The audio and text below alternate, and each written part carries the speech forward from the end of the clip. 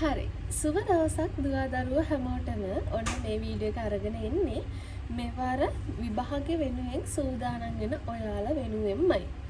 හරි එතකොට දැන් අද පොඩ්ඩක් ඔයාලට පේන ඇති මගේ බෑග්ග්‍රවුන්ඩ් එකත් වෙනස් මගේ ස්වරූපයත් වෙනස් ලොකු ප්‍රශ්නයක්. ඒ කියන්නේ ටිකක් ලොකු අනතුරකට මුහුණ දුන්නා. ඒ අනතුරත් එක්ක මට ඇඳටම වෙන්න සීමා වුණා. එහෙමයි කියලා මට කිසි දෙයක් අතාරින්න මේ වෙලාවේ බෑ. ඔයාලගේ විභාගෙ තියෙනවා. මගේ ක්ලාසස් වල දරුවෝ ඉන්නවා. තව විභාගෙට දවස් 40 ගානයි. කකුලක සම්පූර්ණ ෆ්‍රැක්චර් එකක් එක්ක මම තුවාලයක් එක්ක මම එක තැනක ඉන්න වෙලා තියෙනවා මට. කීලි කරු වලින් යන්න තත්ත්වයටපත් වෙලා තියෙනවා මට. එතකොට දැන් මම මේ දවස් ටික වලට පොරොන්දු වුණා වීඩියෝ දානවා කියලා. හැබැයි මට ඒක කරගන්න උනේ නෑ. හරියටම සතියක් අදට මම මේ ඇක්සිඩන්ට් වෙලා. ඉතින් ඒකට සමා වෙන්න මම දැන් අද මේ වීඩියෝ එක අරගෙන ඉන්නේ මේ අවුරුද්දේ විභාග ලියන දරුවෝ ඔයාලා වෙනුවෙන් මේ වෙලාවේ වෙන්න තියෙන දේ ගැන කතා කරන්න. හරිද? කොටින්ම කිව්වොත් මේ සති දැන් මේ අපිට තියෙන තව හරියට ගත්තොත් සති 4ක් වගේ තියෙන්නේ. පළවෙනි නවම්බර් පළවෙනි සතියත් එක්ක ගත්තොත් එහෙම ඔයාලා හැමෝම දන්නවා මම ෆයිනල් ටච් කියලා ප්‍රෝග්‍රෑම් එකක් කරගෙන යනවා කියලා. නේද? ඒ ෆයිනල් ටච් ප්‍රෝග්‍රෑම් එකට තවටත් දරුවෝ එන්න සූදානමින් ඉන්නවා. එතකොට මේ වීඩියෝ එක තනිකරම දෙන්නේ අන්න එහෙම එන්න බලාගෙන ඉන්න මේ දවස් ටිකත් හරියට වැඩ කරන්න බලාගෙන ඉන්න දරුවෝ වෙනුවෙන්.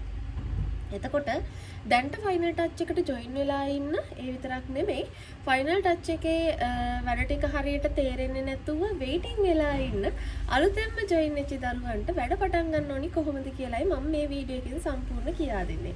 එතකොට මේ වෙනකොට මගේ ෆයිනල් ටච් ප්‍රෝග්‍රෑම් එකට ජොයින් වෙලා නැති දරුවෙක් ඉන්නවනම් ඔයාට පුළුවන් මේ වීඩියෝ එකේ කියන කරන දේවල් සියල්ලම ටික හරියට කරගෙන ඒ කියන්නේ ඔයා කොයිම වෙලාවක ඉඳන් සම්බන්ධ වුණත් මේ වීඩියෝ එකේ සිද්ධ වෙන දේවල් ටික සම්පූර්ණ ඔයා හරියට කරගෙන මගෙත් එක්ක එතන ඉඳන් කන්ටිනියු වෙන්න ඕනෙම දරුවෙක්ට දැන් පුළුවන්. හරිද? හරි. මේ වෙනකොට ෆයිනල් ටච් එකේ මම දරුවන්ට තනි තනියෙන් කරගන්න කියලා වැඩ ගොඩක් දීලා තියෙනවා.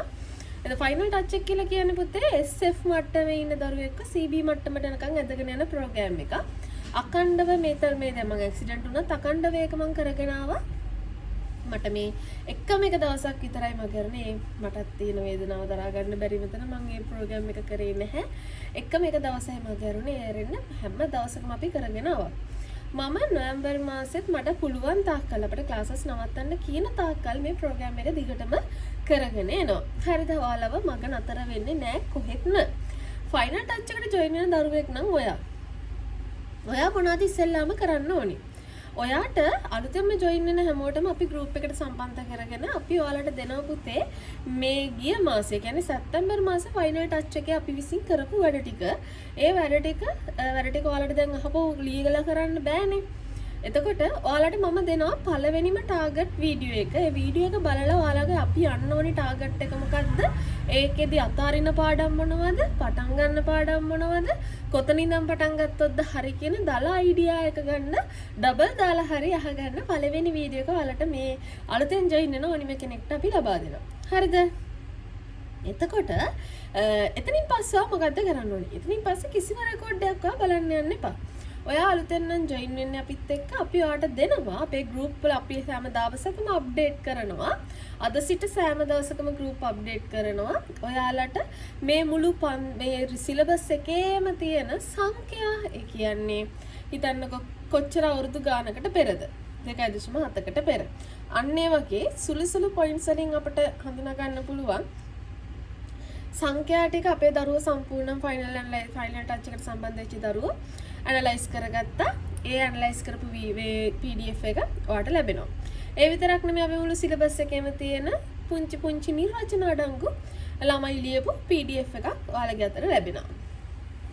ඒකම මම දෙවනි පාඩම විතරක් ફોකස් කරලා ස්ට්‍රක්චර්ඩ් එකට ફોකස් කරලා සංසන්දනාත්මක වගු ගැස්සුවා. එතකොට ඒ වගු කිහිපයක් අපි කරගෙන ගියා. හැම කොටසක්ම කවර් වෙන විදිහට ඒව හදාගත්ත PDF එකක් දරුවෝ අතින් ලියපු PDF එකක් අපි ඔයාලට ලබා දෙනවා. හරිද? ඒත් එක්කම ඒ දවස් ටිකේ කරපු ඒ වගේ ෂෝට් නෝට් ගහපු. තව අපි කිව්වා හැම පද්ධතියකම පිහිටීම, අවයව පිහිටීම අපිට ෂෝට් නෝට් ෆෝම් එකට අරගන්න කියලා. මොකද පිහිටීම කියලා කියන්නේ ස්ට්‍රක්චර්ඩ් වල එක හොඳ පොයින්ට් එකක්. එතකොට එහෙම අරගන්න කියලා එහෙම ගත්ත ටිකත් ඔයාලට අපි දානවා. ඒත් එක්කම මෙදා පාර ජීවන චක්‍ර, ශාක ජීවන චක්‍ර ගැන වැඩි අවධානයක් යොමු වෙන නිසා අපි ශාක ජීවන චක්‍ර ලස්සනට පිළිවෙලට මතක තියාගන්න පුළුවන් වෙන විදිහට හරි ගස්සගෙන ගිහිල්ලා තියෙනවා. පුතාලට අපි ඒකත් දානවා. හරිද? ඔය විදිහට මෙතෙක් තාක් කරපු වැඩ ටික ලස්සනට පිළිවෙලට PDF වයිස් අපි දානවා. ඔයාලට තියෙන ඒ ටික print out එකක් අරගෙන අපිත් එක්ක දැන් සිට චුට්ට පාඩම් කර යන්න. අනිත් කාරණාව තමයි ඔයා මගෙත් එක්ක join වෙන්නේ මේ ඔක්තෝබර් මාසේ කිනම් දවසක හරි වේවා. නොවැම්බර් මාසේ join වුණායි කියලා මේකට කරගන්න බෑ. ඔයා පටන් ගත්ත දවස් ඉඳන් ඔයා ඊළඟට දැන් මගේ ක්ලාස් එකට join වෙලා ඉවර වෙලා මේක ෆයිනල් යන ක්ලාස් එකන්නේ. ඔයා ඊළඟ දවසට සම්බන්ධ වෙන්න කලින් ඔයා අනිවාර්යයෙන්ම 2023 පේපර් එකේ පළවෙනි MCQ 10ට සහ දෙවෙනි MCQ 10ට ඒ කියන්නේ ටෝටල් 20කට මාකින් ලියලා ඉවරලා අපේ group එක අප්ඩේට් කරන්න ඕනේ. අපේ group එකට දාන්න ඕනේ. හරිද? මාකින් ලියන වීඩියෝ එකත් ඔයාලට අපි group එකේ හැම වෙලාවෙම අප්ලෝඩ් කරනවා. ඔයාලට මාකින් එකක් ලියන්න තේරෙන විදිහට අපි ඒක එක්ස්ප්ලেইন කරපු මගේ වීඩියෝ එක. හරිද? එතකොට ඒ විදිහට තමයි MCQ වලට මාකින් ලියන්න ඕනේ. හරිද? ඔයා මොන විදිහක කියන්නේ ඔයා මොන දවසේ සම්බන්ධ වුණත් ෆයිනල් ටච් එකට ඔයා මේ වෙනකොට මගේ පුළුවන් නම් ගිහිල්ලා පුළුවන් නම් නෙමෙයි. ඔයා ගිහිල්ලා මගේ YouTube එකේ මොනවාද මම මේ වීඩියෝ එකේ ටික මෙන්ෂන් කරන්න. පළවෙනි MCQ 10ට ගහපු ඇනලයිස් එක ගොනු කරගන්න. දෙවෙනි MCQ 10ට ගහපු ඇනලයිස් එක ගොනු කරගන්න. තුන්වෙනි MCQ 10ට ගහපු ඇනලයිස් එක ගොනු කරගන්න. හතරවෙනි MCQ 10ට ගහපු ඇනලයිස් එක ගොනු කරගන්න.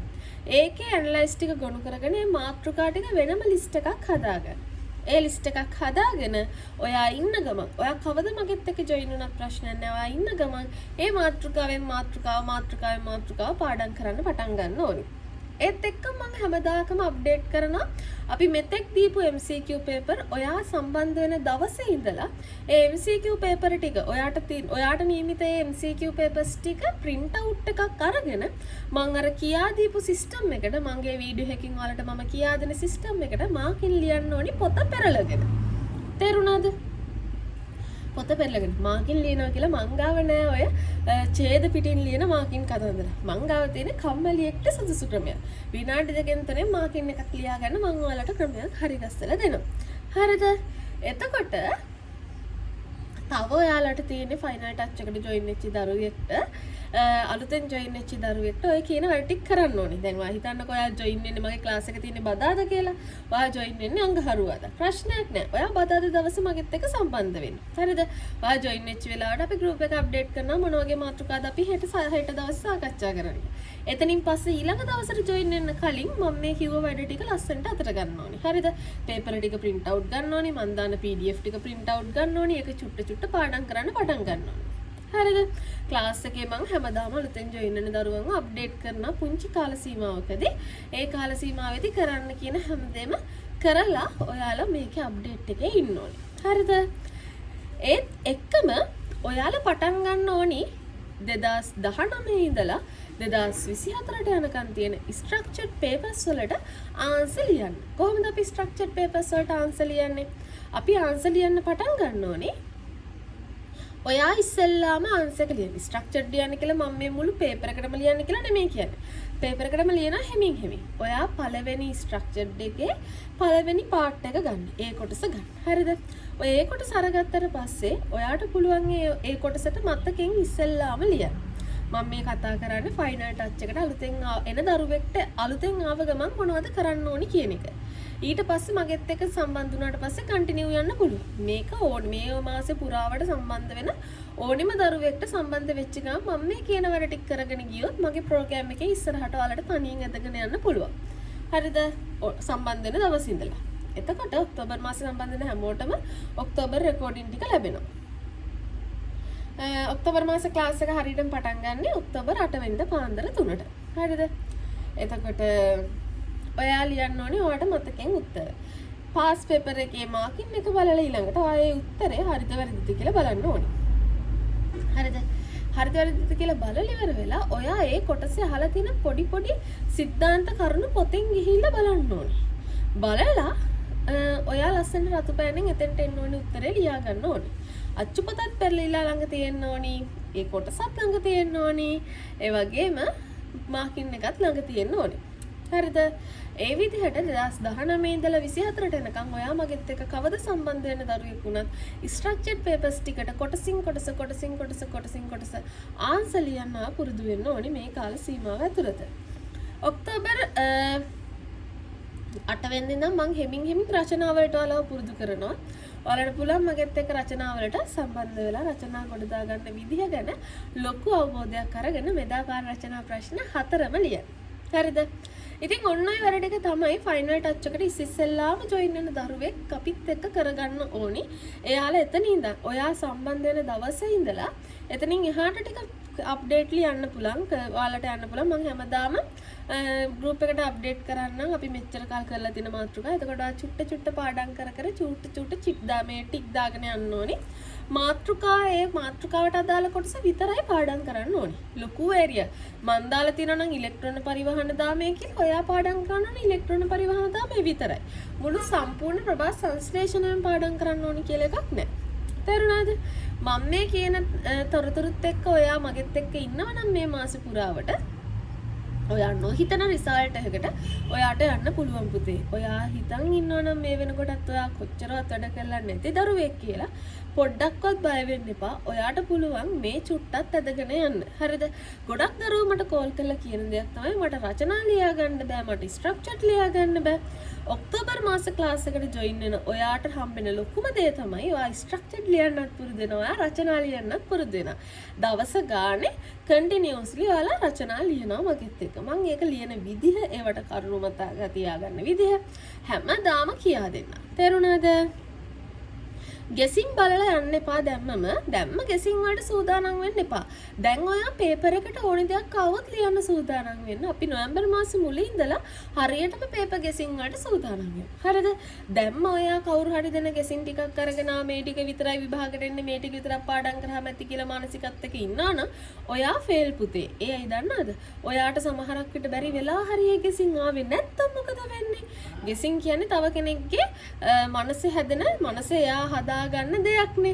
එතකොට ඒකේ තියෙන සම්භාවිතාවය හරි දරුණුයි. සමහරු කියන්නේ ගෙසින් තමයි ආවෙම නැත්තේ කියලා. හරිද?